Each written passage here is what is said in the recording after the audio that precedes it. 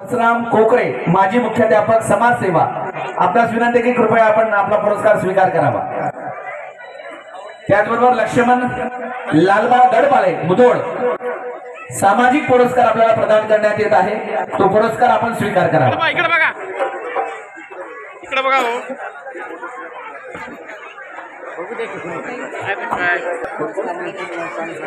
सन्मान सोनसडे ॲडव्होकेट कनिष्ठ सोनसडे ज्यांच्या